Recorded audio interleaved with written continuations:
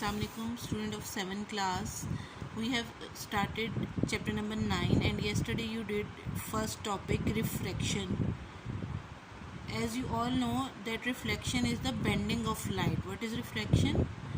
Refraction is the bending of light. When light passes through a transparent medium, it changes its direction and speed. It is called bending, and this bending is called refraction. And yesterday we have done this topic. Today we will start a new topic, that is refraction in different mediums. I told you what is medium. Medium is a material or substance through which something is happen, like aeroplane flies through air, so air is the medium. Light passes through the air is the medium. Light passes through the water is the medium. Light passes through the glass is the medium.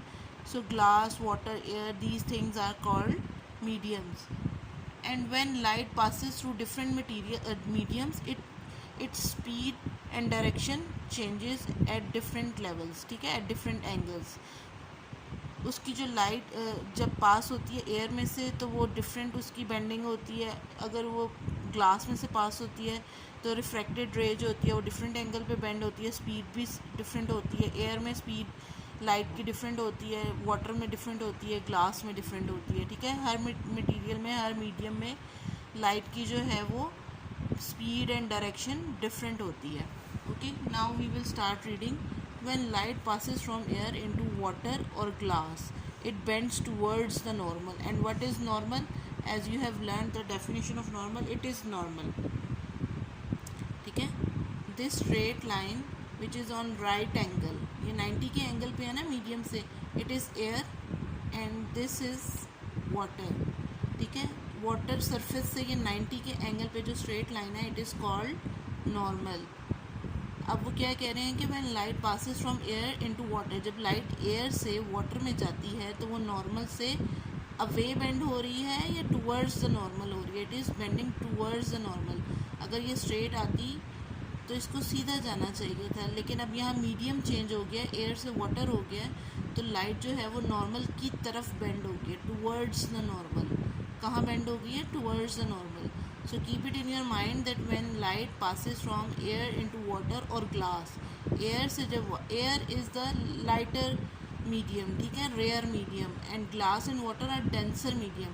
air में molecules जो होते हैं वो space पे होते हैं ना, but in water and glass molecules are condensed, वो एक दूसरे के साथ होते हैं, तो ये डेंस मीडियम होते हैं. तो जब वो एयर से लाइट वाटर या ग्लास की तरफ आती है तो वो बेंड हो जाती है towards the normal. Rare to denser medium में जब आती है लाइट तो it moves to bends towards the normal.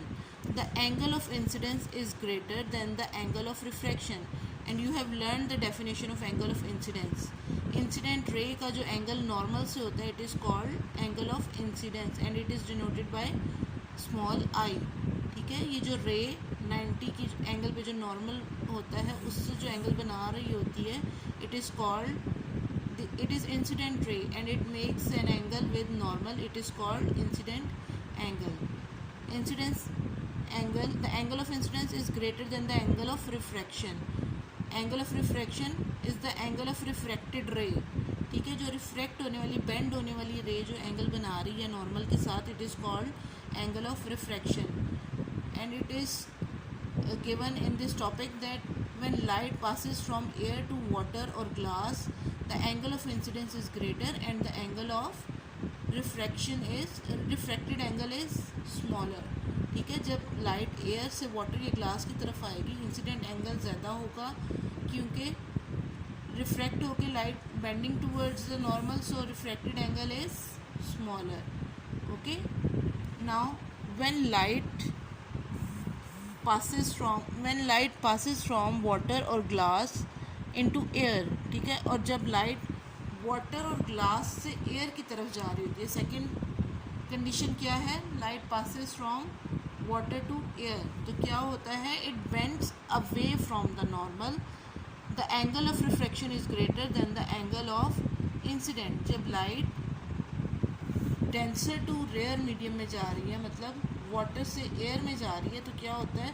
अब ये वाटर से ये एंगल, ये रिफ्रैक्टेड रे होगी, ये इंसिडेंट रे होगी और ये रिफ्रैक्टेड रे होगी।